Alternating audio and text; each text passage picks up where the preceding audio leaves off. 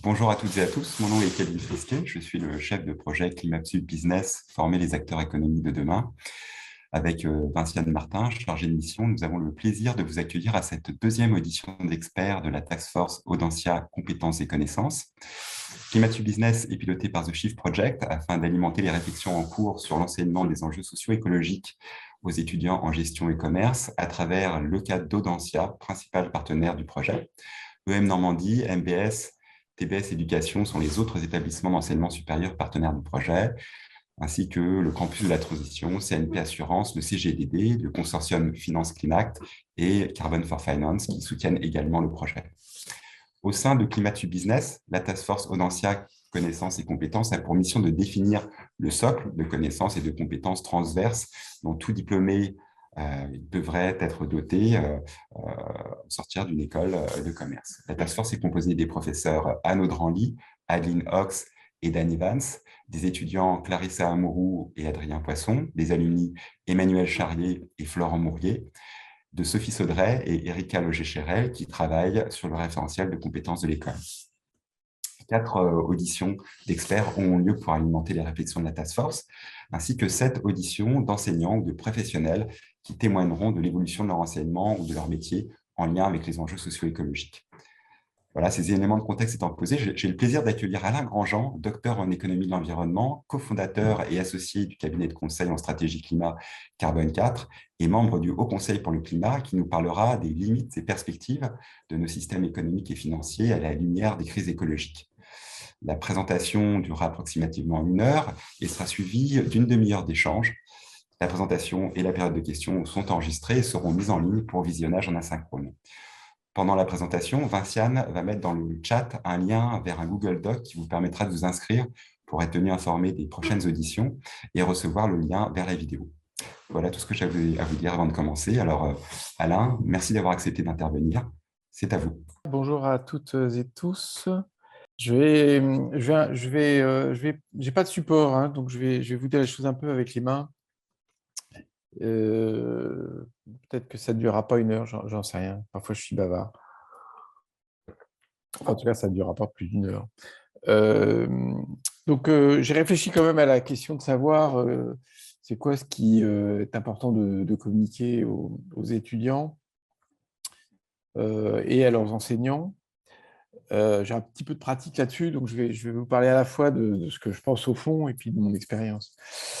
Je complète un tout petit peu la présentation qui a été faite. J'ai créé avec Marion Cohen, il y a quelques années, une plateforme qui s'appelle The Other Economy, dans laquelle il y a des contenus en Creative Commons, enfin en libre accès, hein, parce que je suis absolument convaincu que l'Anthropocène, qui est donc la période dans laquelle on vit, même si les géologues n'ont pas encore complètement statué, enfin les stratigraphes, hein, remet en cause très fondamentalement tout ce qu'on a appris, tout ce qu'on a enseigné et toute la manière qu'on a de raisonner l'économie. Alors, il se trouve que j'ai une formation de polytechnicien et d'économiste, donc j'ai une formation scientifique et économique, mais donc je ne me permettrai pas de parler d'anthropologie, de psychologie, de sociologie, mais je crois quand même comprendre que toutes les disciplines que je viens de citer et d'autres sont elles aussi totalement impactées par cette irruption, j'allais dire volcanique, des cas sans précédent d'une espèce humaine dans l'histoire de la planète et de la vie sur son propre environnement. Alors, pour moi, il y a trois points clés dans cette histoire. La première, c'est que on est assez aidé, c'est d'ailleurs la seule très bonne nouvelle de l'histoire, on est assez aidé par les travaux des sciences qu'on a l'habitude d'appeler sciences dures, à 2 titres. D'une part, c'est très solidement établi. Alors, je parlerai du climat, mais pareil, l'érosion de la biodiversité, le développement insensé des pollutions et la destruction des ressources physiques, minérales, enfin la destruction de l'usage inconsidéré, tout ça est très bien documenté. Donc, on n'est pas dans un domaine de l'idéologie, on est dans un domaine relativement factuel. Donc, ça aide quand même, parce qu'on est On sait un peu de quoi il s'agit. Il y a des gros consensus. Dans ces disciplines-là, on est aussi aidé par les efforts que font les scientifiques pour communiquer leurs connaissances. C'est quand même fascinant, le travail qui est fait et la qualité du transfert d'informations, c'est de très bon niveau. Alors, vis-à-vis des écoles qui ont pas un enseignement scientifique de base, je pense qu'à l'évidence, tous ces travaux-là, il ne s'agit pas de les transmettre dans leur pureté académique. Je pense que c'est impossible parce que ça demande beaucoup trop de connaissances dans les sciences de base pour être bien comprises. Hein. Dans le domaine du climat, il faut vraiment comprendre la thermodynamique, le transfert de chaleur. Donc, je pense que c'est pas le sujet d'enseigner ça dans des écoles de commerce. Il y a manque de prérequis, quoi. Mais on peut quand même en dire beaucoup. Et c'est absolument essentiel. Ça, à mon avis, dans un tronc commun, c'est quelques heures. C'est pas 150 heures, hein, c'est quelques heures, mais il faut vraiment les faire. Le climat est très à la mode et la documentation est quand même très facile d'accès. Il y a maintenant beaucoup de médias. Je ne citerai pas de confrères qui font beaucoup de formations là-dessus. Nous, Carbone 4, on en fait aussi. Dans The Other Economy, il y a des choses là-dessus. C'est facilité par les travaux extrêmement bien faits du GIEC. Je pense qu'il ne faut quand même pas mollir et c'est important de parler de l'anthropocène et des interactions entre les diverses crises. Sinon, on a un petit risque de focaliser aujourd'hui dans les contenus sur le climat, et puis dans 2 ans et demi, de s'apercevoir qu'on a juste oublié de parler du désastre qui est en train de se passer sur la destruction du vivant, quoi, qui est tout aussi problématique. Et puis, dans 5 ans, il faudra qu'on parle du fait qu'il n'y a plus de cuivre. On en a encore, hein. Mais disons qu'il y a des tensions, et du coup, les solutions qui paraissaient évidentes il y a quelques années sont plus compliquées. Donc, je pense que c'est important, dans un tronc commun, donner des informations de base sur tous ces domaines, sans rentrer dans la science dure, mais en expliquant bien le contenu. La deuxième chose, c'est que je pense qu'il ne faut pas mollir dans le caractère dramatique de la situation. Je ne suis pas du tout effondrementiste à titre personnel. Moi, je suis plutôt quelqu'un d'optimiste, hein, au sens très large du terme. Je crois que quand on a bien posé un problème et qu'on en a bien compris les causes, on est quand même capable de le traiter, sachant que là, en l'occurrence, c'est un problème dont on connaît les causes. Ce n'est pas exactement la même chose que la grande peste du XIVe siècle, en 1327. Il y a entre le tiers et la moitié de la population européenne qui a disparu du fait de cette peste. Personne ne savait, ne comprenait pourquoi. Là, on sait bien. Donc, probablement, pas certainement, mais c'est probablement un peu plus facile de traiter ça. Je pense que c'est très important d'avoir une vision réaliste, hein, c'est-à-dire que la situation est vraiment dramatique, c'est réaliste, c'est pas manipulateur,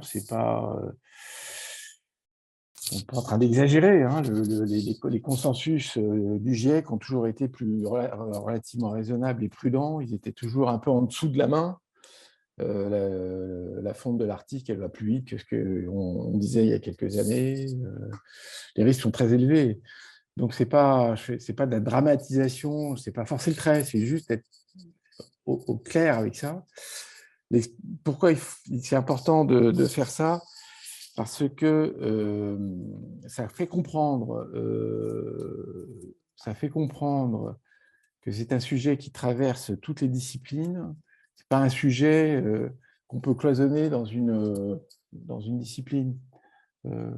Quand il y a eu le trou de l'ozone, le diagnostic et puis l'accord de Montréal, les scientifiques ont mis beaucoup de temps à faire admettre l'idée que ce trou de l'ozone existait. Ils ont mis beaucoup de temps à faire admettre l'idée qu'on comprenait les causes. Hein, c'était les excès de chlorofluorocarbone dans l'atmosphère. Mais on y est arrivé parce que c'était une cause à peu près unique et une solution pas très difficile d'accès qui consistait à remplacer ces produits par d'autres produits. Bon, manque de bol, les produits avec lesquels on les a remplacés, c'est des hydrofluorocarbones qui sont des gaz à effet de serre très puissants. Mais au moins, sur la question de trou d'ozone, le problème a été résolu. Là, on est face à une crise systémique mondiale d'ampleur considérable, sans précédent. Et ce n'est pas juste en remplaçant 3 produits et 4 bouts de ficelle qu'on va résoudre le problème. Donc, c'est important dans un cursus d'enseignement général de faire comprendre l'ampleur de la crise qu'on traverse, qu'on produit nous-mêmes, parce que c'est une manière de faire comprendre que si on ne la traite pas, ça va aller très mal pour plein de gens. Et puis pas dans 25 ans, hein, pas dans 50 ans, là maintenant. Et puis deuxièmement, ça fait comprendre plus aisément le caractère systémique, c'est-à-dire que ça concerne à peu près tout. Ça concerne notre manière de voir le monde, notre manière de le penser, la manière de le vivre. C'est très global. Et je pense que c'est important que les jeunes le comprennent un peu dans le détail. Et en termes d'enseignement, c'est important parce que ça va faire comprendre que toutes les disciplines d'enseignement sont concernées. C'est le pendant exact que je dis d'un sentiment permanent qu'on a quand on est, comme moi, assez actif sur le domaine des politiques publiques depuis des années, très précisément depuis 2005. Hein, donc, j'ai accompagné le pacte écologique de Hulot et puis on a eu les discussions dans le Grenelle de l'environnement avec Sarkozy. Donc, on a vu Sarkozy, Hollande, Macron. Et à chaque fois, on a le même sentiment qui est un cloisonnement du problème au sein d'un ministère qui est certes devenu plus gros, parce que ça ne se rappelle plus, hein, mais avant Sarkozy, il n'y avait pas de développement durable. Il y avait un ministère de l'écologie qui était surtout le ministère des réserves naturelles et puis des parcs régionaux, hein, j'exagère à peine. Avec Sarkozy, donc Juppé puis Borloo, puisque Juppé il a tenu 3 semaines, il y a eu la création d'un ministère du développement durable. Et dans le ministère du développement durable, il n'y a pas eu de... L'agriculture n'y était pas, alors que l'agriculture est quand même concernée au premier chef par tous nos sujets. Et même s'il était gros, ce ministère, puis il s'est appelé ensuite transition écologique et solidaire, puis ministère de la transition écologique. Même s'il est gros, il reste cloisonné, ce qui fait qu'en tant que membre du Haut Conseil pour le climat, quand on fait le diagnostic du rapport entre les objectifs du gouvernement et la réalisation, il n'y a pas trop de difficultés à caractériser une forme d'incohérence qui est liée au cloisonnement. Si je prends un exemple juste pour me faire comprendre, la stratégie nationale bas carbone, qui est une stratégie et qui est supposée emmener l'ensemble de ce pays vers la neutralité carbone en 2050, elle est connue de la Direction générale énergie-climat, qui est une des grandes directions du ministère en question. Je ne suis pas totalement sûr qu'elle soit si partagée et même connue des autres directions générales. Et alors, je suis tout à fait sûr qu'elle n'est pas bien connue des autres ministères, hein, que ce soit la culture, l'agriculture ou d'autres. Et si elle est connue, ou quand elle est connue, ce n'est pas sûr qu'elle soit appropriée au sens de « Ah ouais, c'est sérieux, elle conditionne cette stratégie, l'ensemble de nos plans d'action ». Je suis à peu près sûr que non. On a été obligés, nous, en tant que Haut Conseil, de demander, on a eu gain de cause, mais c'était une longue bataille, les feuilles de route des ministres pour essayer de comprendre si le sujet climat était dedans, quoi. C'est quand même juste hallucinant, on est sûr. Enfin, moi, ça m'hallucine. Je ne sais pas si ça vous hallucine, mais moi, ça m'hallucine. Donc, cet effet de cloisonnement de silos, évidemment, on l'a dans l'enseignement. Hein. Les profs d'économie et de finance, en général, ne voient pas le rapport entre les histoires de climat et de biodiversité et l'économie. Enfin, ils ne voient pas du tout. Pour eux, l'économie, c'est l'emploi, c'est le déficit commercial, c'est un tas de trucs, mais c'est le déficit budgétaire, c'est des choses comme ça, mais ce n'est pas du tout les sujets, quoi. Bon, j'expliquerai tout à l'heure pourquoi pour moi c'est absolument fondamental et que c'est des sujets centraux. Alors, il y a une autre manière de ressentir le caractère systémique et la raison pour laquelle il est très important que chacune des disciplines enseignées dans une école de commerce, dans une école de gestion, mais c'est aussi vrai d'une école d'ingénieur ou de n'importe quelle fac, hein, que toutes les disciplines concernées soient conscientes de ces enjeux-là. C'est que vous demandez, donc, j'ai pris un certain nombre de disciplines qui ne sont pas forcément celles qui sont les vôtres, hein, mais j'en ai pris un certain nombre, et puis vous vous demandez à chacune de ces disciplines quelle est la bonne solution face au problème qui est le nôtre. Alors, économiste, psychologue, neurologue, sociologue, géographe, politiste, les ingénieurs au sens large.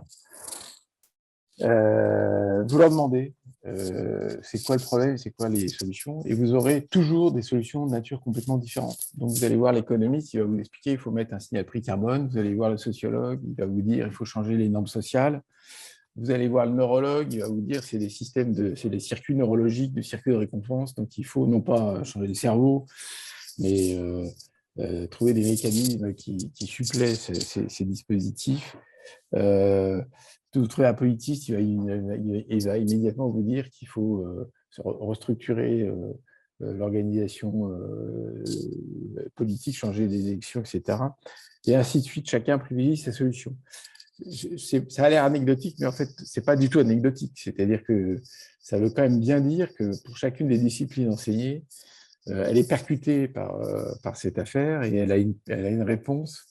Et je ne crois pas, moi, alors à titre personnel, ça c'est une conviction très très forte, je ne crois pas que la solution au problème posé, c'est-à-dire ce qui permettrait d'éviter que la planète Terre soit inhabitable, hein, c'est un peu ça le sujet, je ne crois pas qu'on aura un levier de solution qui soit la taxe carbone, ou qui soit la communication, qui soit la morale, j'en sais rien. J'ai oublié, dans les disciplines, il y a des disciplines qui tournent autour de l'éthique, etc. Donc c'est une deuxième manière de dire que cette crise-là est vraiment très systémique et c'est vraiment important de mobiliser toutes les disciplines pour aller de l'avant. C'est important, à mon avis, en termes d'enseignants, pour la raison suivante, c'est que les professeurs, les enseignants, ils ont leur cursus à eux-mêmes, ils ont leur public, ils ont leur liberté, ils ont leur déontologie, et il pourrait être considéré que ces affaires-là, c'est pas dans leur carrière, ça n'a pas été, c'est pas dans leur connaissance. Hein, je parlais d'enseignants qui existent. Et donc, ils vont un peu renacler sur le mode, bon, on nous demande de raconter un truc de plus, mais nous, on ne voit pas bien le rapport. Donc, ce n'est pas ça du tout. Il ne s'agit pas de rajouter une discipline en plus ou de rajouter une information en plus. Hein. Il s'agit de transformer le contenu. J'ai pris l'analogie tout à l'heure d'un gouvernement. Il y a, de mon point de vue, des transformations assez profondes de l'art de gouverner pour tenir compte de ça. Je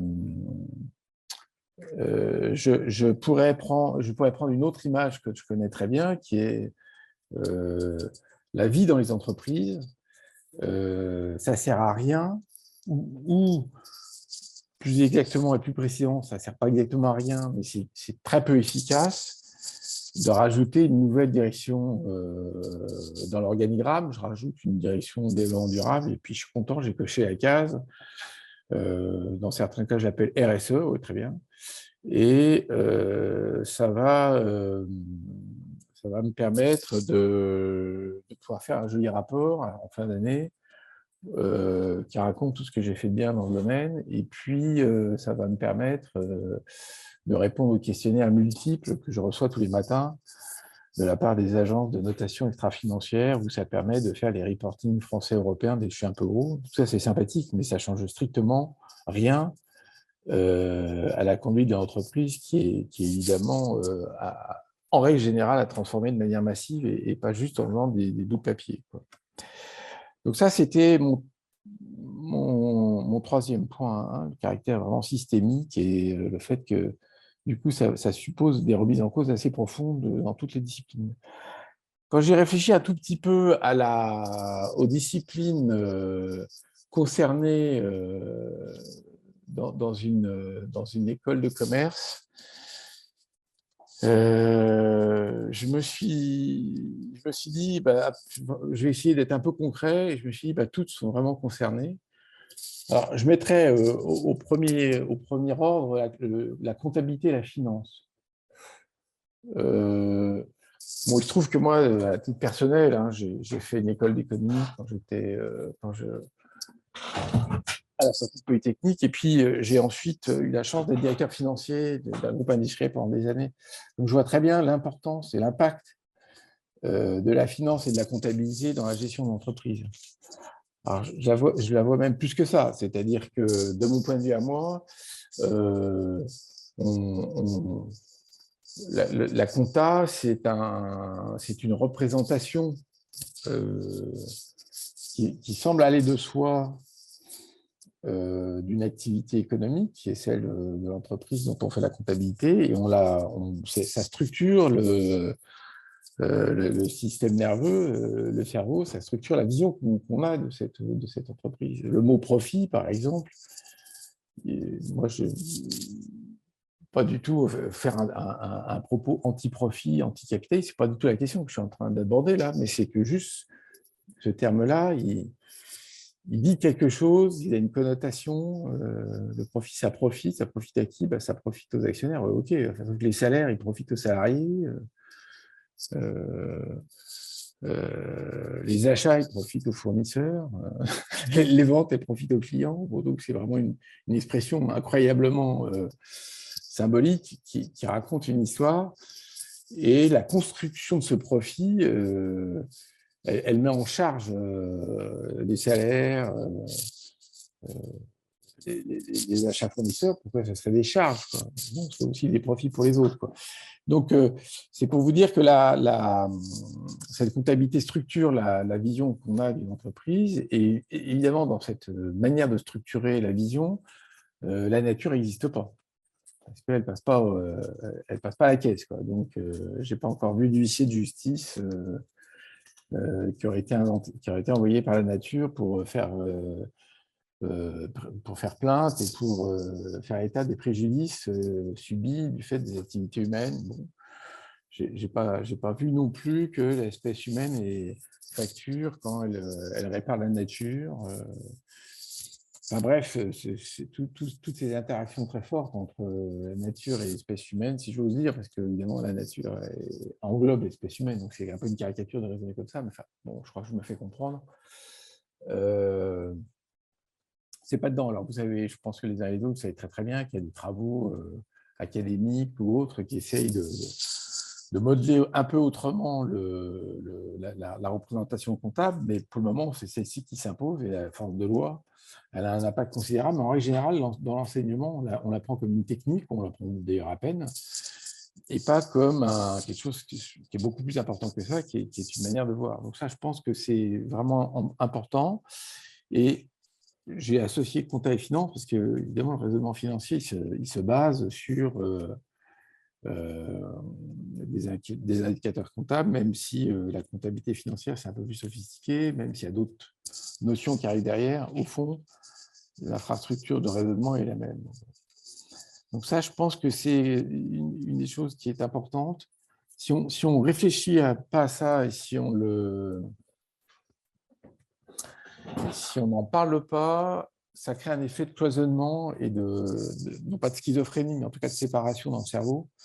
On ne voit pas le rapport. D'un côté, on va avoir un très joli enseignement sur l'effondrement des espèces, et de l'autre côté, on va avoir un enseignement classique sur la compta et la finance, puis on ne va pas voir le lien. Il faut créer le lien, de mon point de vue. Alors, j'ai pris un deuxième bloc qui est marketing et communication, parce que là, c'est pas aussi profond, mais pas loin. C'est un petit peu plus simple à voir. On ne peut pas être dans un monde où la com et le marketing sont mobilisés pour nous faire consommer toujours un petit peu plus tous les jours, pour nous créer des désirs permanents. pour nous donner le sentiment que tout ce qui n'est pas consommé instantanément, c'est quand même mal, que bientôt Amazon va nous faire du J-1, et donc nous envoyer les produits avant même qu'on ait conscience du fait qu'on les veut. C'est sympa tout ça, mais le coût environnemental est totalement exorbitant. Enfin, déjà, J+1, c'est juste dément. Et ça, c'est quand même grâce à la puissance marketing et de com de ces choses-là. Alors, moi, je ne suis pas contre le marketing, je ne suis pas contre la communication. Au contraire, c'est des instruments très puissants. Mais c'est utile de les remettre en cause et de se dire, au fait, à quoi ils servent dans cette affaire, comment on peut les mobiliser. Et vous voyez bien que quand je dis ça, j'ai aussi en écho la vie de l'entreprise. Ma direction de développement durable, ma direction RSE, elle va être comme un Don Quichotte si les directions commerciales et marketing, les directions finances ne comprennent pas un traître mot de ce qu'elles racontent. J'ai un troisième bloc. Alors, je ne vais pas tout faire, hein, parce qu'après, ça va devenir litanique et c'est ennuyeux. Je vous ai dit, je tiendrai moins d'une heure. J'ai un troisième bloc qui est tout ce qui est gestion au sens large, entrepreneuriat. On vit dans une période qui est intéressante. Hein. Les jeunes ont envie d'entreprendre, ils ont envie de s'épanouir dans un projet dans lequel ils se sentent un peu maître à bord. On a un président de la République qui n'arrête pas de nous parler de la Start-up Nation, c'est super. Mais encore faut-il que l'entrepreneur ait conscience du monde dans lequel il vit, au sens très large du terme.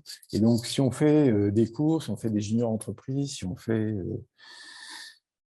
des enseignements de cette nature, c'est bien de faire comprendre que la libre entreprise, ça n'a aucun sens dans un monde qui est dévasté, quoi. C'est important, ça, parce que quand j'ai des discussions avec le MEDEF ou avec les représentants d'entreprise, il y a souvent un peu un double discours qui est, sur le fond, ils comprennent, ils ne sont pas idiots, les représentants du monde d'entreprise comprennent très bien ce qui se passe, hein, ils sont bien informés, ils ne sont pas idiots, mais ils ont un mode de raisonnement de libre entreprise qui est très ancré dans le fond, et qui supporte mal l'idée qu'il y a des limites et que donc les limites s'imposent à nous, qu'on le veuille ou non. La raison pour laquelle c'est un peu difficile à comprendre, c'est que entreprendre, c'est souvent transgresser, c'est souvent aller au-delà des habitudes.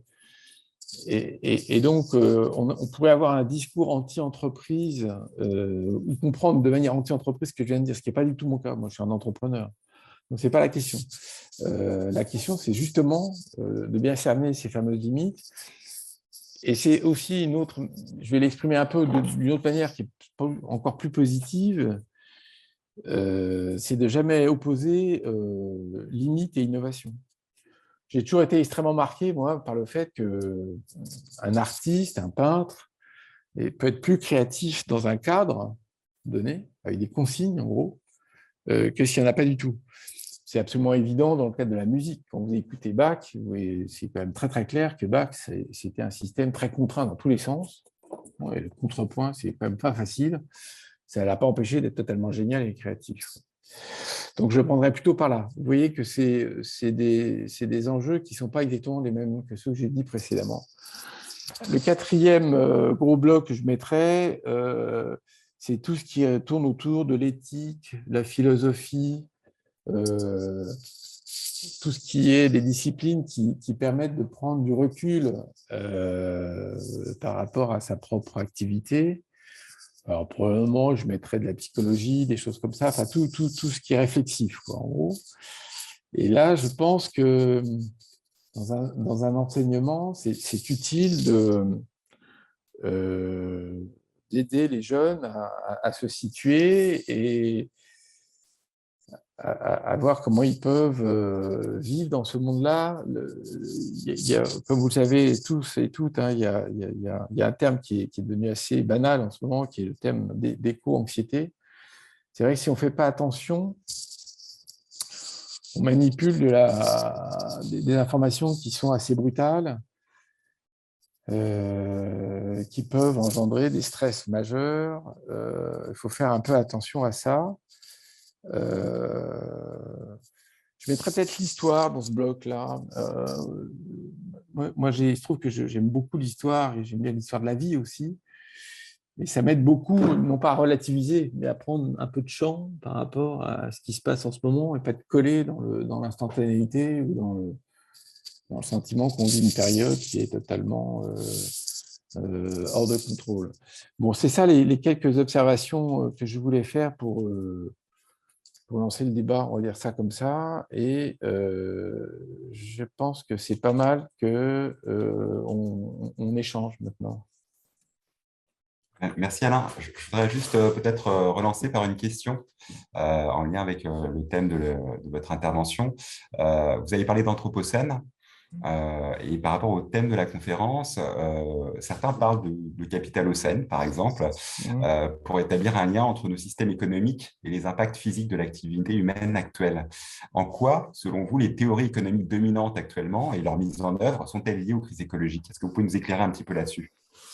Oui, alors le premier point sur Anthropocène versus Capitalocène, pour moi, les deux idées sont justes pour des raisons assez différentes. Et le Capitalocène a un tout petit inconvénient d'être idéologiquement un peu plus marqué. Alors, pourquoi les deux idées sont justes? Parce que du point de vue de la biologie, de l'histoire de la vie et de l'évolution, je vous ai dit que j'aimais beaucoup l'histoire, mais j'aime aussi beaucoup l'histoire de la vie. Il n'y a aucun débat sur le fait que l'espèce humaine a un comportement en tant qu'espèce biologique qui est sans commune mesure en termes d'impact sur son environnement avec toute autre espèce ayant précédé l'espèce humaine. Il n'y a pas de débat. L'autonomie de l'être humain, avec du fait de son cerveau et de ses capacités cognitives, et par ailleurs de ses capacités de socialisation, l'espèce humaine est totalement unique de ce point de vue-là. Je ne fais pas de l'anthropomorphisme, hein, je fais pas, c'est comme ça, enfin, c'est vraiment un fait. Si je prends un exemple, plusieurs exemples, les capacités de coopération de l'espèce humaine sont sans commune mesure avec ce qui s'est jamais vu dans l'histoire. Certes, les primates sont capables de coopérer, il y a quelques... Il y a des bandes, hein, mais c'est des tout petits, des toutes petites tribus, entre guillemets, c'est des toutes petites équipes. L'espèce humaine est capable d'organiser la fabrication de trucs absolument aussi hallucinants que les pyramides en Égypte, hein, et pour ne pas parler de ce qu'on est actuellement capable de faire, c'est démentiel en termes de capacité de coopération, ça passe par le langage, c'est tout à fait unique dans l'histoire de la vie. Si je prends un autre angle, les oiseaux sociaux, pas les oiseaux sociaux, les insectes sociaux, les abeilles, les fourmis, les termites sont capables de choses absolument considérables, enfin incroyables en termes de coordination. Il y a des millions d'individus qui se coordonnent, sauf que l'impact sur la nature est pas tout à fait marginal, mais il n'est pas du tout de l'ordre de ce que fait l'espèce humaine. Donc l'anthropocène, c'est ça que ça raconte. Ça raconte le fait que l'espèce humaine, en tant qu'espèce biologique, a un impact qui est absolument considérable. Et ça, je pense que c'est un fait biologique. Alors, il y a beaucoup de spécialistes qui n'aiment pas du tout ce propos, mais ce n'est pas parce qu'ils n'aiment pas que je ne le tiens pas. Après, il y a un deuxième angle qui est pour moi pas contradictoire, mais qui est un autre angle, qui est qu'il est vrai que si on regarde l'histoire humaine, pour le coup, là, on réduit un peu la focale sur des durées plus courtes. Et si on voit à partir de quand ça chauffe vraiment, et d'ailleurs, c'est lié au débat sur la datation du début de l'Anthropocène, vous avez trois options qui ont retenu l'attention des géologues. Vous avez l'option sédentarisation naissance de l'agriculture. Donc, en gros, à la sortie de la dernière glaciation, il y a à peu près 10 000 ans, ce qu'on appelle le néolithique. L'espèce humaine se sédentarise, invente l'agriculture, la domestique.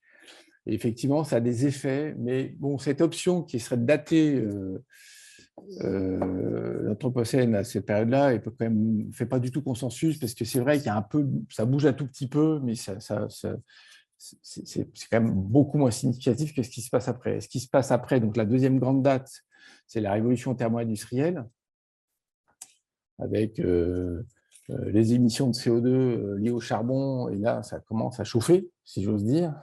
Là, ça devient vraiment significatif, parce que c'est le début de l'observation des effets significatifs des émissions de CO2 sur le climat. Et ça, c'est très, très lié au capitalisme. Alors, comme il y a un débat sur la naissance du capitalisme, est-ce qu'on dit que le capitalisme est né au XIVe siècle avec la comptabilité, avec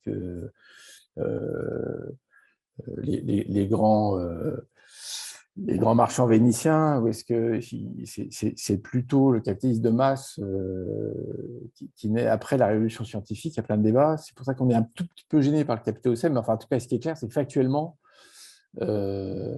la révolution thermo-industrielle, elle est liée à la fois aux inventions scientifiques totalement hallucinantes qui se sont développées à partir du début du XVIIe siècle. Hein.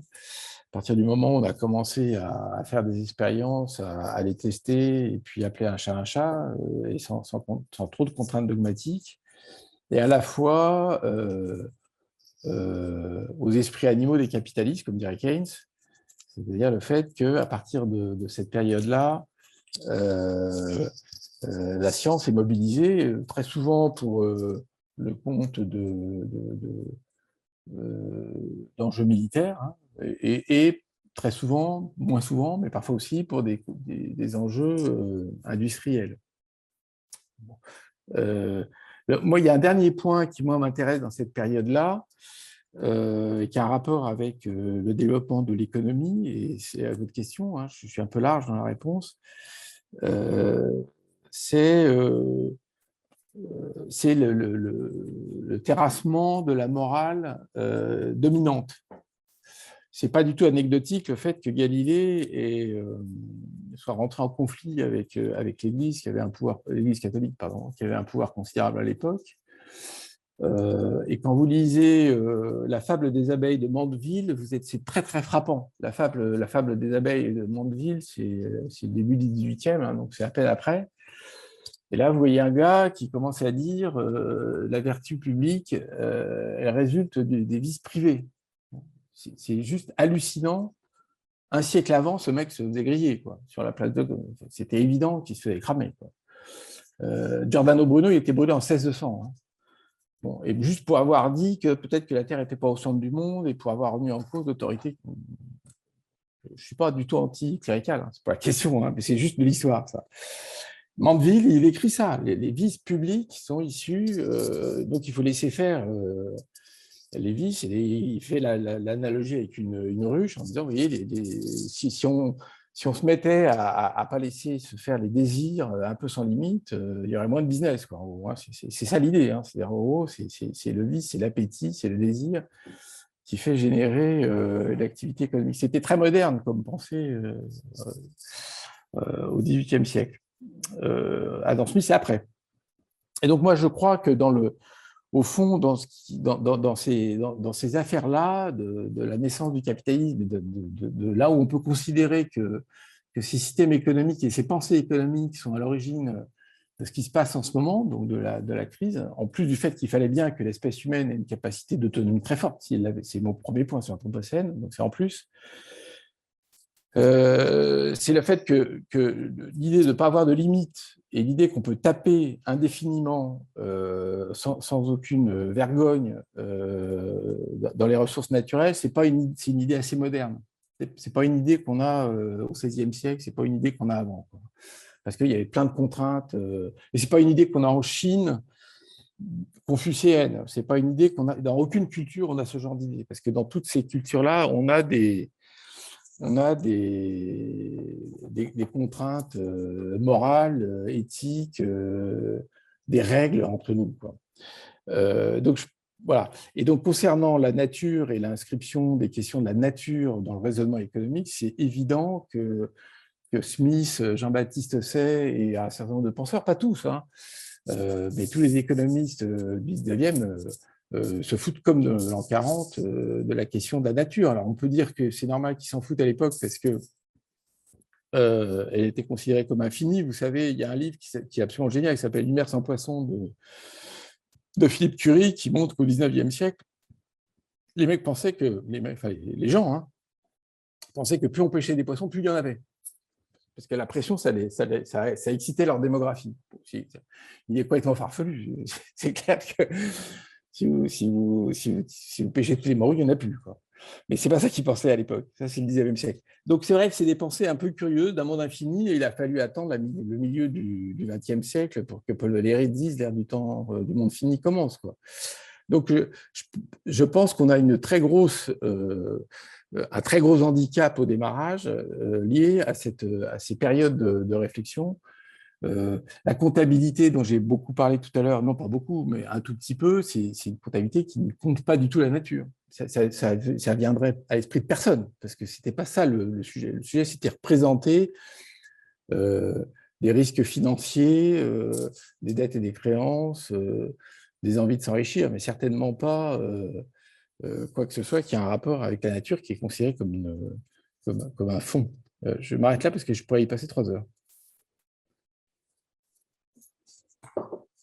Voilà, je vais juste réactiver, juste relayer quelques questions, puis ensuite ouvrir la période des questions. Mais un peu au centre de votre exposé, on aimerait entendre parler un peu des systèmes financiers et quel est le rôle de ce système financier dans les crises écologiques actuelles et quel rôle il pourrait avoir pour les limiter à l'avenir. Tout à l'heure, vous avez parlé de blocs, entrepreneuriat, marketing, communication, comptabilité, etc., etc. Du point de vue de l'entreprise, de la façon dont on pourrait aborder les sujets dans le cadre d'un enseignement supérieur en commerce-gestion. Est-ce qu'il ne faudrait pas plus largement aborder les défaillances actuelles du fonctionnement de l'économie et du système financier au sein duquel opèrent les entreprises, et ce de façon plus concrète et peut-être académique que les philosophes idéologiques qui ont précédé, je dirais, cette situation? Ouais. Alors, ce que je pense, moi j'ai fait exprès de faire un peu un grand temps historique parce que c'était en réponse à la question du Capitolocène. Si donc je mets la focale plus près de nous, moi j'aurais tendance à dire 2-3 choses. C'est que la vision un peu dominante, un peu mainstream, qu'on appelle néoclassique, donc ça, dans le blog, la The Other Economy, la plateforme, j'en parle beaucoup. L'école néoclassique, c'est une école dans laquelle les marchés fonctionnent, sauf défaillance. Donc, ils sont héritiers de la pensée des premiers économistes de marché et d'une pensée qui est, pour moi, après 40 ans, j'ai toujours du mal à m'habituer à cette pensée-là parce que ça consiste à dire, en gros, pour la faire très simple, le marché est un idéal qui fonctionne et ce qu'il faut, c'est organiser l'économie pour qu'elle converge vers cet idéal du marché. Et donc, il y a des défaillances, parce qu'ils ne sont pas complètement aveugles, ces braves économistes, ils voient les défaillances, et puis il faut les corriger. Donc, typiquement, il y a des externalités, les externalités, c'est lié au fait qu'il n'y a pas de prix, il n'y a pas d'intégration dans la comptabilité, dans les calculs des agents économiques décentralisés. Donc, on va réintégrer les externalités dans le raisonnement économique. On va foutre une taxe carbone, on va foutre une taxe sur les pollutions.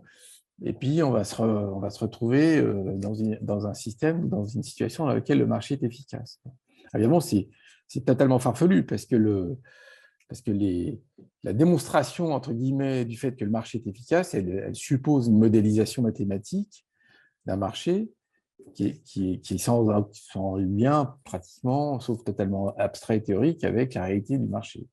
Alors, ça a des effets très considérables parce que dans la représentation théorique des marchés, pour que ça marche vraiment, ce fameux théorème, là, le théorème de De Broglie, il faut que les marchés soient complets. Alors, les financiers, ils croient, avec les produits dérivés et avec tout ce qu'ils ont apporté comme innovation financière depuis les années 80, ils croient qu'ils améliorent le fonctionnement des marchés parce qu'ils apportent tout un tas de sophistications qui font se rapprocher le marché d'un marché complet. Un marché complet, c'est un marché où on distingue un kilo de blé livré aujourd'hui à Johannesburg et un kilo livré dans 150 jours à Rome. C'est pas le même kilo de blé.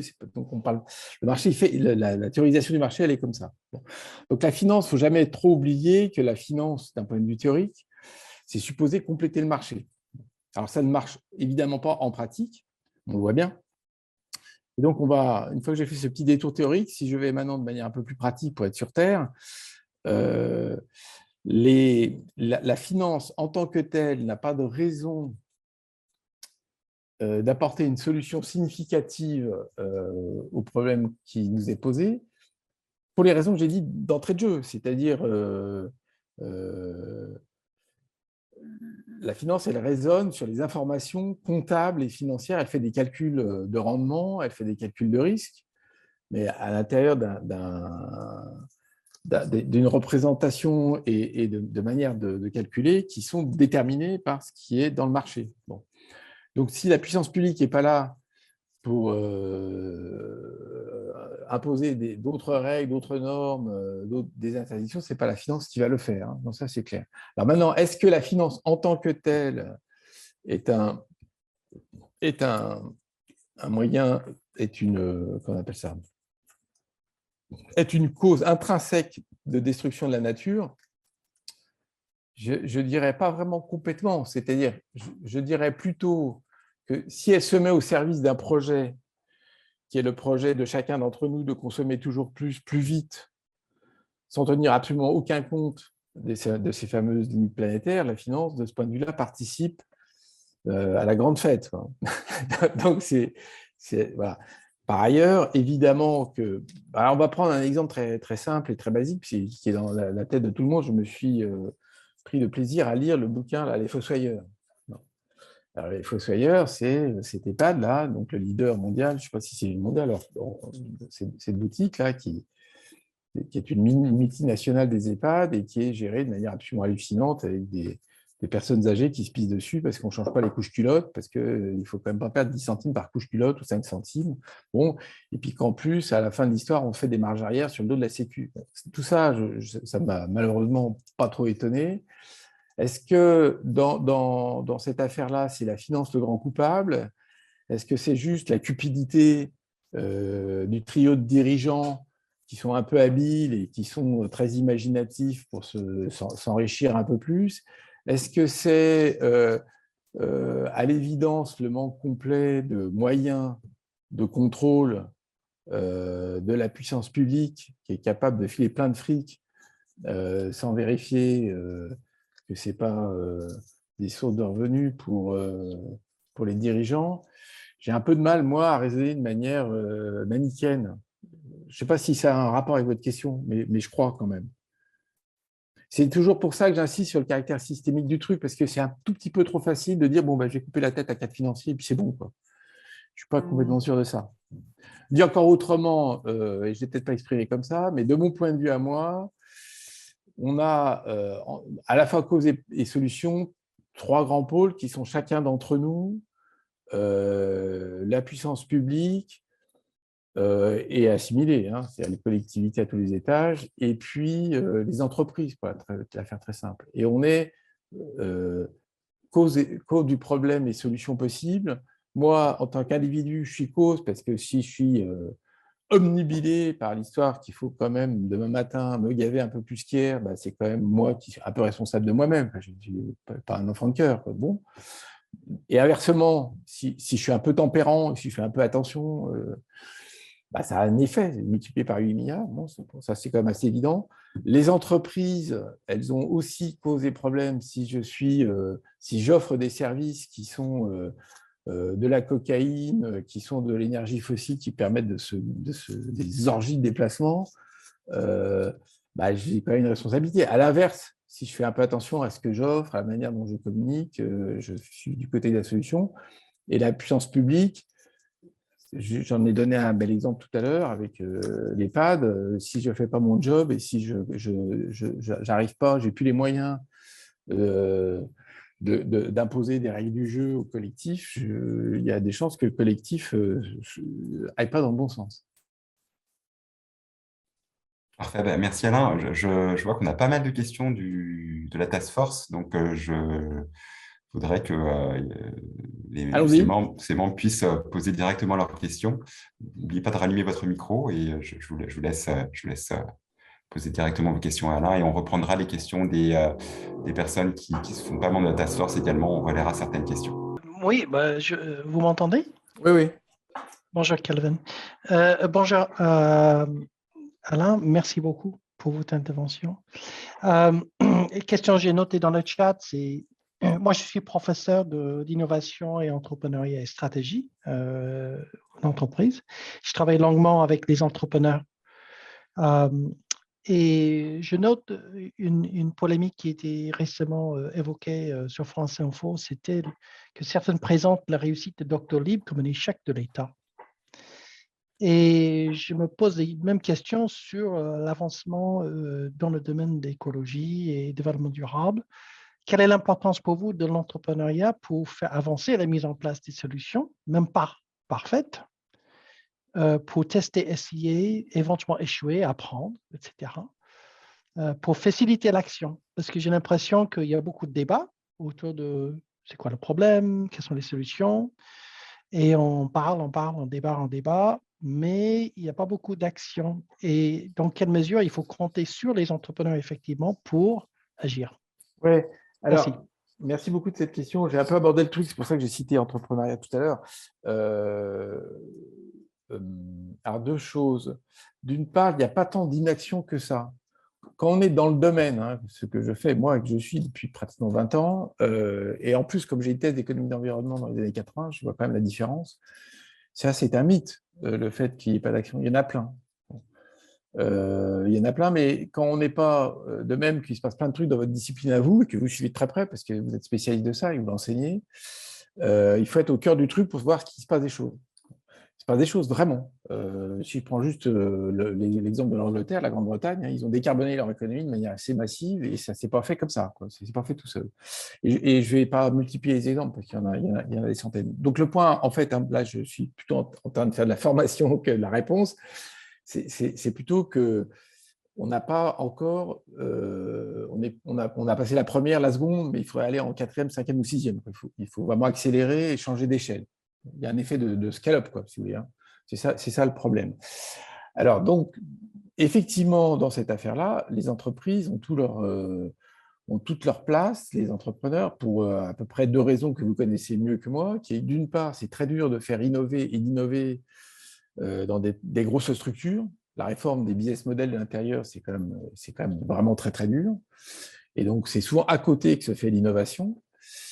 Or, on a besoin d'innovation parce que quand j'ai dit on est tous responsables là-dedans, les ménages, ils peuvent être prêts à changer, mais encore faut-il qu'il y ait des offres de services qui les satisfont. Hein. S'il n'y en a pas, il n'y en a pas. Or, les offres, c'est qui les font? C'est les entrepreneurs. Donc, si vous avez un exemple absolument typique, l'histoire de l'économie circulaire, de la seconde main, du reuse, etc., il y a des modèles, des boîtes Internet dont je ne vais pas faire la publicité ici, qui sont bien connues. Il a fallu que la personne en question elle ait eu l'idée, quoi. Et si je prends l'exemple du textile, il y a pas mal aujourd'hui d'initiatives dans le secteur du textile pour faire du textile, non pas de seconde main, mais à base des textiles usés, de refaire des fibres. Il faut qu'il y ait des industriels qui se bougent leur cul pour faire ça. Donc la place, elle est vraiment extrêmement importante. La place de moi, je ne crois pas au fait que l'État ait le moindre intérêt à se disperser dans ce type d'activité. Ce n'est pas le job. Moi, je connais bien les fonctionnaires et je n'ai pas de mépris du tout pour eux, mais chacun sa place, quoi. Alors, en revanche, le job d'orientation, de régulation, de cadre, il est extrêmement important. Si je prends l'exemple de l'économie circulaire, plus vous mettez de pression sur l'obligation d'utiliser du recyclé, plus vous mettez de pression normative, plus les entrepreneurs vont avoir des idées et vont retrouver un peu d'économie avec ça. Bon. Et quand je disais tout à l'heure, je ne l'ai peut-être pas formulé comme ça, mais la contrainte, c'est favorable à l'innovation, j'y crois vraiment, ce n'est pas un mot d'esprit. Les entrepreneurs, ils ont besoin de ça. Sinon, évidemment, le risque de l'entreprise hors sol, c'est de faire tout et le reste pour faire plaisir aux uns et aux autres, parce qu'il y a plein d'idées, on est ultra créatif et on ne contribue pas à la solution. Donc, voilà, je crois que j'ai répondu. Moi, je veux bien poser une question. Bonjour, merci pour votre Bonjour. intervention. Je voulais vous reparler de l'éco-anxiété. Et enfin, on a quelques discussions, nous, depuis quelques temps, là, sur les connaissances, compétences que doivent avoir les étudiants. Et les professeurs, j'ai l'impression que les professeurs qui enseignent déjà la transition se défendent toujours d'aborder avec les étudiants les solutions. Et je voulais avoir votre point de vue sur la question de savoir, ne faut-il pas apporter à des étudiants éco-anxieux des solutions plutôt que les laisser trouver leurs solutions? Ah oui, oui, alors moi, là, vous parlez inconvaincu, parce que moi, je partage ce point de vue. J'ai beaucoup de discussions là-dessus. Il y a plusieurs approches dans cette affaire-là. Moi, je fais partie des gens qui considèrent, dans leur job professionnel, hein, que je pose le diagnostic et les solutions en même temps. Moi, je fais ça tout le temps. D'ailleurs, ça n'a pas raté aujourd'hui. Je vous parle de ce que vous allez faire vous. Alors, pourquoi je fais ça? Pour des raisons psychologiques complètement évidentes, qui m'ont été appris par des psychologues, hein, en fait, hein, qui me disent, si vous ne parlez pas au sentiment de réussite personnelle, hein, et de capacité personnelle de la personne à qui vous parlez, ça vous génère de l'anxiété et de la frustration. Le sentiment d'efficacité personnelle. Alors, l'exemple le plus connu, hein, c'est vous vous exprimez auprès d'un fumeur, vous ne savez pas, mais en fait, lui, il le sait, qu'il n'arrive pas à se priver de sa cigarette parce qu'il est addict. Bon, ça arrive quand même relativement souvent. Mais vous ne le savez pas parce que vous êtes devant un public, vous ne connaissez pas les personnes. Et vous faites un discours sur le caractère cancérigène de la cigarette. Ça n'a aucun effet sur le fumeur en question, puisqu'il le sait, et que son problème n'est pas là du tout, ce n'est pas un problème de savoir. C'est un problème d'efficacité personnelle, et là, vous le mettez face à un échec personnel qui est « j'arrive pas à me débarrasser de ce bordel, et je sais que c'est dangereux pour la santé ». En matière de climat, c'est exactement le même problème. C'est-à-dire que si vous envoyez un énorme stress, qui on va tous mourir,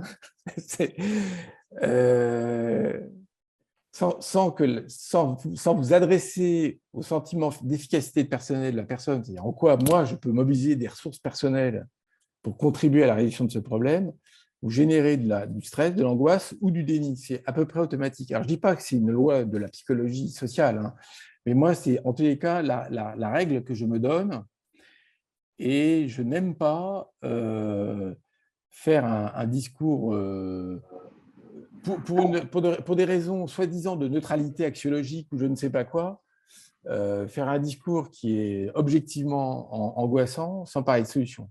Alors, en général, les gens ne veulent pas parler de solutions pour deux raisons. C'est d'une part, les solutions, c'est toujours bourré de compromis.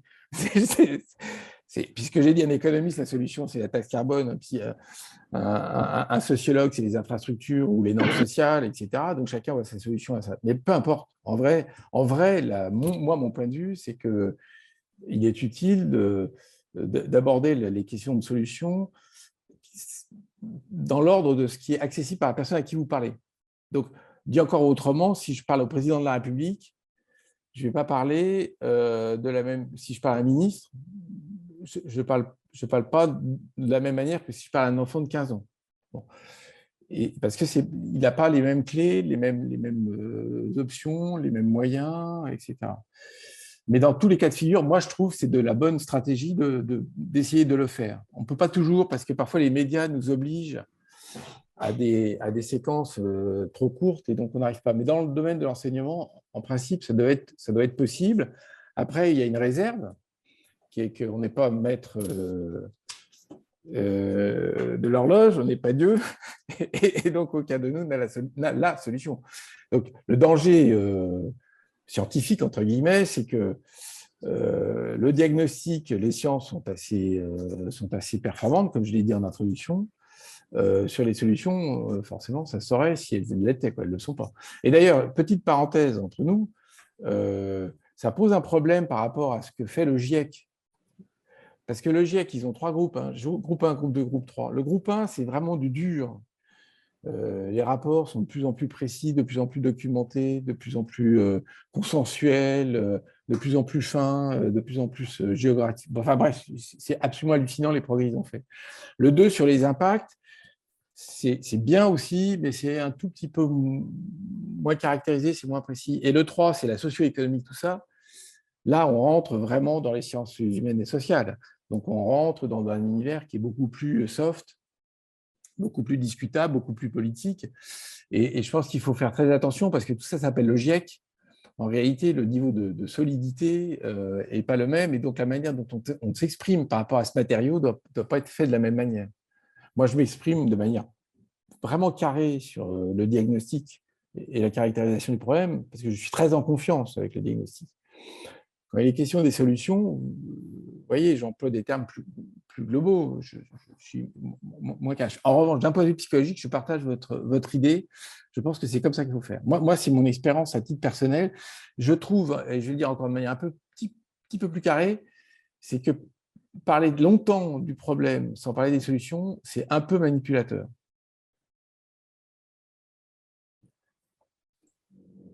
Merci Alain.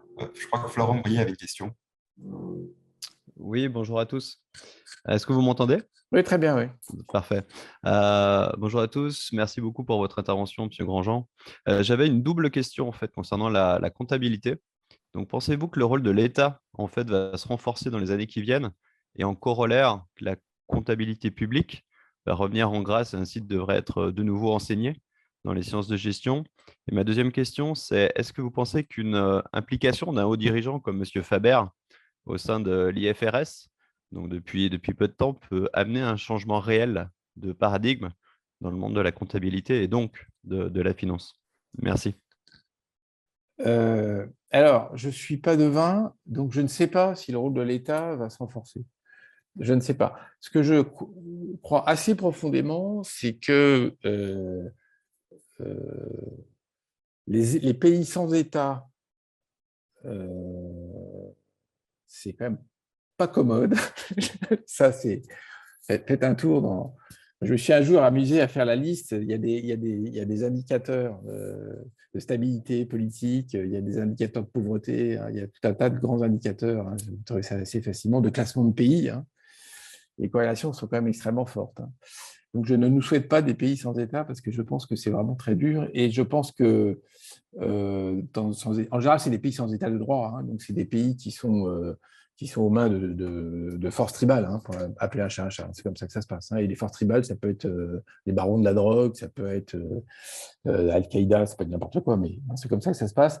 Alors, en matière d'écologie, c'est évident que, comme je l'ai dit depuis que je papote là, que s'il n'y a pas un maître des règles du jeu, on ne risque pas d'avancer. D'autant que sur la question comptable et des normes comptables, j'ai beaucoup aimé les travaux de Jacques Richard et ce qu'il dit là-dessus, c'est que c'est vrai quand même, c'est un domaine où la réglementation est devenue internationale et quand on nous explique qu'on ne peut pas réglementer la finance au niveau mondial, ah bon? Pourquoi donc on ne pourrait pas? Puisqu'on a réussi à imposer à des centaines de millions d'entreprises, voire peut-être un peu plus, je ne sais pas combien il y en a dans le monde, mais il y a quand même beaucoup, parce que s'il y en a 3-4 millions ou 5 millions en France, il y en a beaucoup dans le monde, et elles sont bien obligées, sauf dans les pays qui souffrent vraiment le martyre, de respecter ces règles. Donc on y arrive. Donc là, l'État est à la manœuvre là-dessus. Alors, ce n'est pas forcément de la comptabilité publique, ça peut être de la comptabilité qu'on modifie de sorte qu'elle prenne en considération les enjeux dont il est question, c'est-à-dire les enjeux de capital naturel, les enjeux de capital humain, etc. Donc, par ailleurs, sur le terrain, sur le champ de la comptabilité publique, je pense que si l'opinion publique est plus sensible aux enjeux de la nature, les enjeux environnementaux au sens large, on pourrait avoir une évolution de la comptabilité publique au sens que la comptabilité des patrimoines naturels soit plus, soit améliorée d'une part et mieux communiquée d'autre part, parce qu'elle existe. Mais aujourd'hui, pour des raisons qui sont tant de l'offre politique que de l'ordre de l'opinion publique et des journalistes, hein, en fait, on continue à communiquer sur le PIB, on continue à publier sur le déficit budgétaire, la dette publique. Personne ne communique beaucoup sur le patrimoine naturel, son éventuelle érosion, sur le patrimoine public, mettre un lien entre la dette publique et le patrimoine public, c'est de dire que ce qu'on laisse à nos enfants et à nos successeurs, c'est les deux, et pas juste l'un et l'autre. Enfin, c'est pas que la dette. Hein. Donc, les artistes qui nous expliquent qu'on laisse des dettes publiques à nos enfants, ils sont sympas, mais on laisse pas que ça, quand même, il ne faut pas exagérer, on laisse aussi des actifs. Quoi. Donc, vous avez raison que la comptabilité publique pourrait aussi s'améliorer, être à nouveau réenseignée, de sorte que nos jeunes sortent de l'école avec des idées un peu plus générales que juste qu'est-ce que c'est qu'un cash flow et puis un tableau de financement. C'est utile dans la formation d'ensemble d'avoir une vision du monde dans lequel on est. Bon. Concernant Faber, ouais, moi j'ai fait des présentations il n'y a pas longtemps en utilisant quelques citations d'Emmanuel Faber. Donc c'est pas mal, je trouve, qu'un mec comme ça, qui a une belle expérience et qui a bien compris ce que. Bon, c'est pas parce que je le dis que je dis qu'il a compris ce que je dis, mais on est d'accord sur le fait que les représentations comptables et financières et les objectifs de rentabilité sur fonds propres, c'est très contraignant en termes de management. Donc là-dessus, il est crédible parce qu'il a vécu ça, même si ce n'est pas fait du tout éjecté pour ça. D'ailleurs, il le reconnaît en public. Hein. Quand il est passé l'autre fois à la télé, là, il a bien dit que c'était un problème de conflit au sein du conseil d'administration et ce n'était pas une question vraiment de désaccord stratégique. Ce n'est pas parce que lui avait mis des sujets d'évolution de business model sur la table qu'il s'est fait virer. Hein. C'est pour d'autres raisons. Moi, je partage un peu votre point de vue. Simplement, j'ai passé l'âge de croire aux hommes providentiels. Donc, il faut un peu plus qu'un Emmanuel Faber pour y arriver. Donc, dit encore autrement, moi, ce que je crois, c'est que c'est bien qu'il y ait des travaux académiques, qu'il y ait des travaux de fond. Il y a une comptabilité écologique. Je crois qu'il y a eu, ou en tous les cas, il y avait, ou je ne sais pas s'il y a encore des travaux chez Audencia sur ces histoires de comptabilité en multicapitaux. C'est bien que les écoles de gestion, les académiques s'emparent de ces questions, qu'il y ait deuxièmement des expérimentations dans les boîtes pour qu'on essaie de comprendre comment ça peut marcher. Parce que moi, j'ai dit que j'étais directeur financier tout à l'heure, donc moi, je suis un praticien. Donc, les beaux modèles théoriques, c'est sympa, mais il faut quand même que ça tourne. Il faut quand même que les dirigeants d'entreprise, les DAF et tous les autres sachent de quoi faire de ces trucs-là. Il faut être un peu pratique. Bon. Donc, voilà. Et puis après, il faut faire bouger les normes au plus haut niveau. Et elles sont de plusieurs natures. Évidemment qu'il faut faire bouger les normes IFRS, puisque c'est le grand standard international, et ça va être très, très dur. Et donc, c'est des grosses batailles de lobby. Donc, si vous avez la capacité de convaincre le patron de Deloitte, allez-y, hein, parce qu'il faut vraiment que les Big Four, ils s'y collent, ils ne sont pas plus absurdes que les autres, ils ont aussi des enfants, enfin, je veux dire, ils ne sont pas non plus complètement cyniques.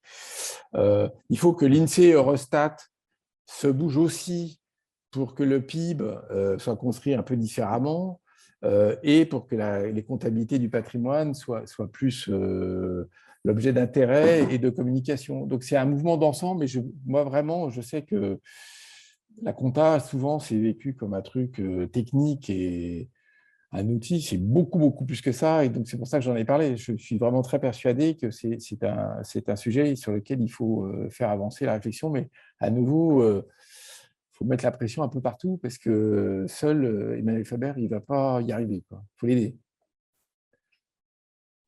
Merci beaucoup. Je vais relayer une question qui a été posée par un participant. Vous avez mentionné de ne pas opposer limite et innovation. Comment voyez-vous la position des technocentristes, parfois en lien avec l'écosystème entrepreneurial, qui porte la vision que finalement la technologie nous permettra de repousser les limites planétaires sans qu'il soit pour autant nécessaire de repenser nos modèles de société?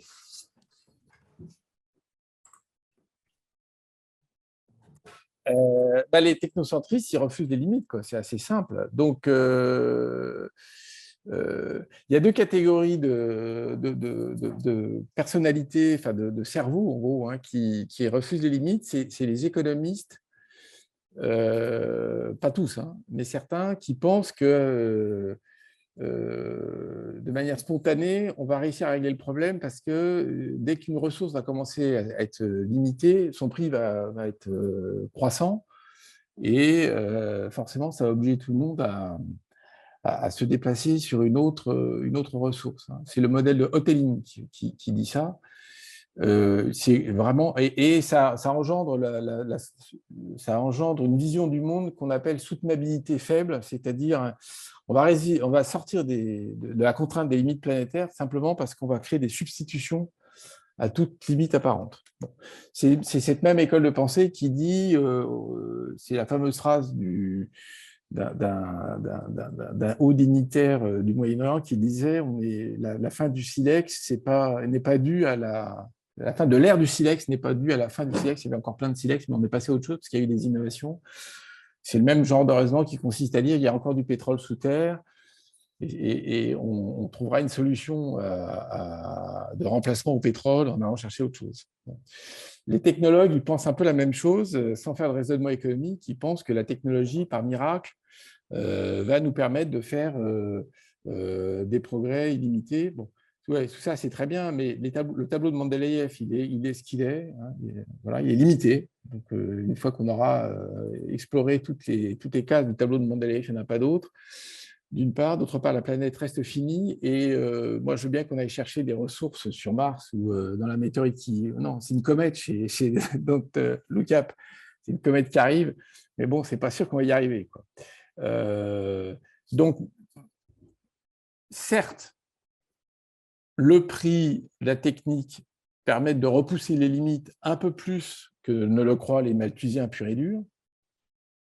Historiquement, c'est sûr qu'on a vu des franchissements de frontières, mais certes aussi, on tape sur des murs de limites et on les tape en ce moment. Alors c'est vrai que ça peut paraître un peu bizarre, hein, je veux dire, on est mégalomane de croire que c'est notre génération qui tape sur les limites, mais on tape quoi, sur les limites. Hein. Donc, les émissions de gaz à effet de serre, c'est la capacité du climat à se réguler en fonction de la concentration de gaz à effet de serre, c'est une limite planétaire, c'est comme ça, et les technologues, ils peuvent rêver ce qu'ils veulent, tant qu'on balance du CO2 dans l'atmosphère, on augmentera la concentration et ça augmentera la dérive climatique et ainsi de suite. Voilà. Donc, on peut négocier, on peut discuter le bout de gras, mais croire que la technologie intrinsèquement va nous sauver parce que c'est la technologie, c'est une idée farfelue. Enfin, c'est une idée fausse d'une part, et puis d'autre part, elle est un petit peu farfelue quand même sur le fond. Moi, je ne suis pas du tout anti-technologique, hein, je vous l'ai dit, au contraire. Je dis, moi, l'innovation, c'est probablement une des voies de solution, je ne discute pas de ça. Mais je discute là du paradigme de la technologie va nous sauver. C'est quand même un petit peu étonnant parce que c'est précisément notre puissance technologique, quand on parle de l'ère thermo-industrielle et de la puissance qui nous est venue avec cette ère-là, c'est quand même complètement évident. On est individuellement doté de machines qui fait qu'on est 100 fois, 1000 fois plus puissant qu'on l'était avant l'ère thermo-industrielle, et puis on est presque 10 milliards alors qu'on était 1 milliard il y a au début du 19e. Voilà, donc c'est quand même vraiment évident. Cela étant, ce que je dis ne convaincra jamais quelqu'un qui pense l'inverse. Hein. Pour être clair, j'ai essayé, ça marche, ça ne sert à rien. Donc c'est un autre débat. Ça. Ne rentrez pas dans cette argumentation parce que vous n'avez aucune chance d'y arriver.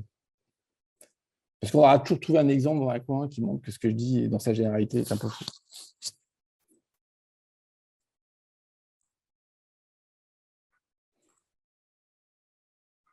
Est-ce qu'il y a d'autres questions ?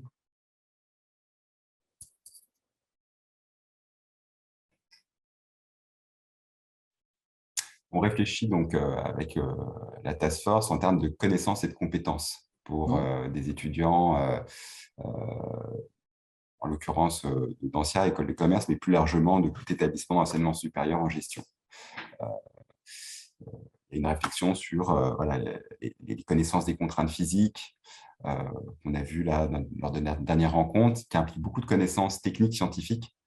Il y a les connaissances des moyens institutionnels et techniques, la connaissance des objectifs sociétaux, et puis il y a tout le volet compétences. Si vous aviez quelques recommandations à nous faire dans cette réflexion, Qu'est-ce que vous pourriez nous dire pour alimenter nos réflexions là-dessus en termes de connaissances, compétences, que se doivent d'être dotés tout diplômés de ce type d'établissement, quel que soit son niveau d'une certaine façon. Puis après, Emmanuel aura une question également. Une seconde, s'il vous plaît.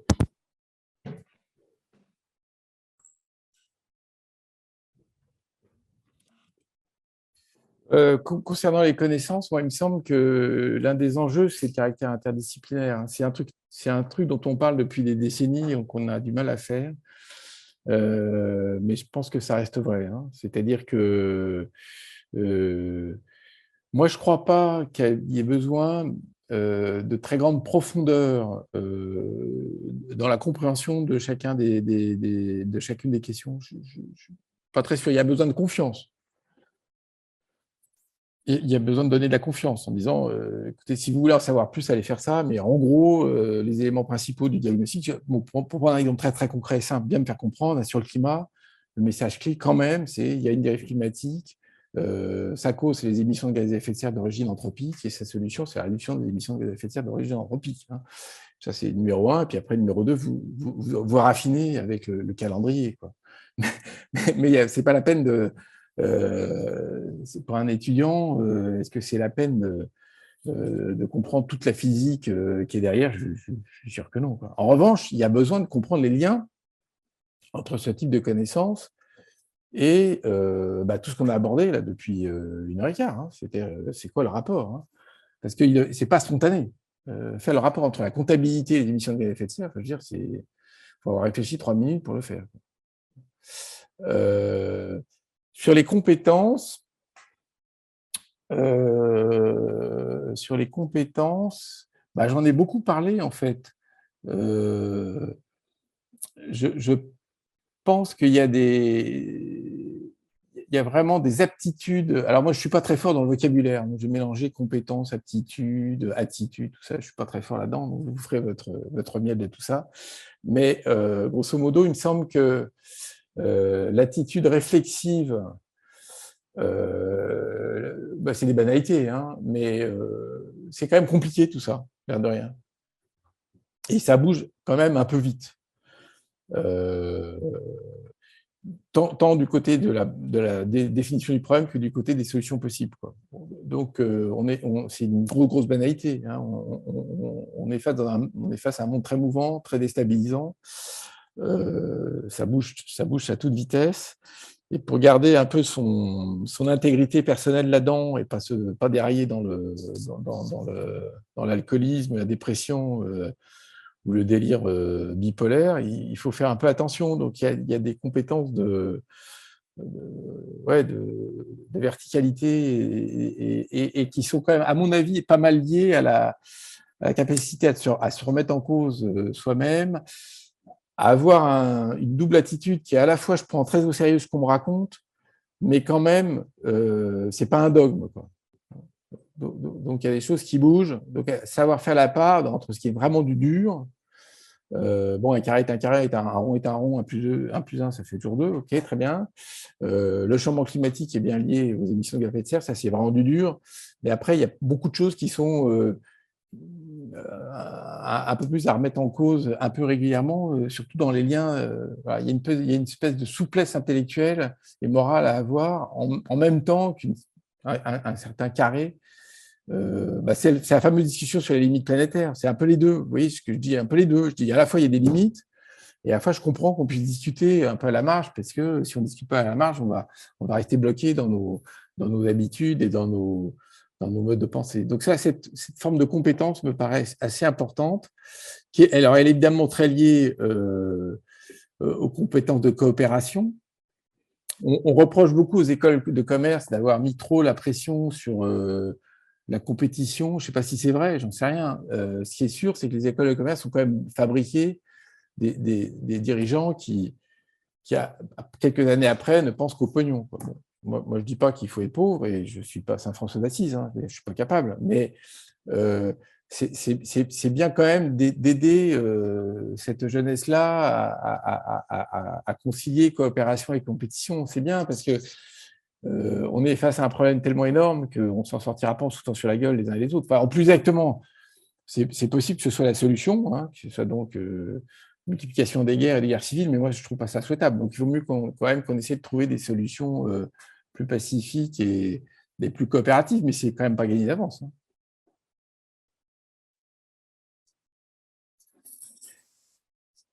Merci. Je crois qu'Emmanuel avait une question. Emmanuel Charrier. Oui, bonjour et merci pour ces échanges très intéressants.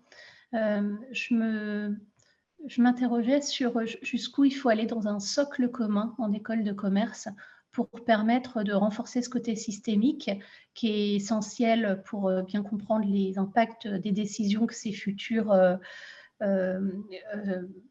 collaborateurs, managers, leaders en entreprise, toutes ces décisions qu'ils vont prendre un jour dans le cadre de leur entreprise, voire d'une filière industrielle. Est-ce qu'il faut, dans le socle commun, leur apprendre, par exemple, à calculer l'impact carbone d'une décision, d'un département, tout ça, jusqu'où il faut aller pour vous pour renforcer cet impact, cette compréhension du systémique? Oui, alors moi, ce que je pense, c'est que concernant le carbone et le climat, c'est pas mal de faire un petit calcul individuel, mais ce serait vrai un peu de n'importe quel sujet. Là, vous avez parlé des EDD, mais je pense que c'est pas mal parce que si à titre individuel, vous avez fait une fois le calcul en vous disant, tiens, quand je bouffe de la viande, voilà ce que ça émet comme méthane indirectement, puisque ce n'est pas vous qui l'émettez, mais c'est le ruminant qui est concerné, enfin, qui l'était.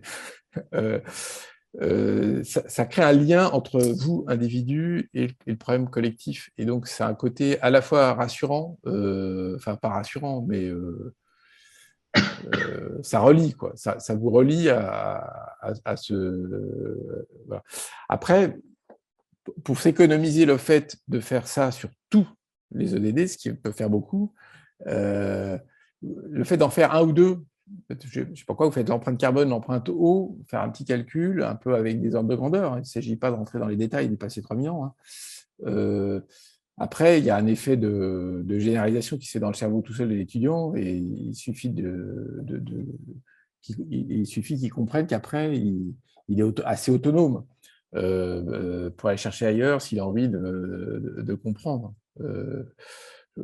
Moi, c'est comme ça que j'aurais tendance à faire. Mais bon, c'est peut-être parce que je me projette et que c'est comme ça que je fonctionne. Moi, je n'ai pas besoin qu'on m'explique tout de A jusqu'à Z. En revanche, me mettre un peu la main le pied à l'étrier et puis ensuite dire que ça existe. Quoi. Parce que de toute façon, vous n'avez pas le temps technique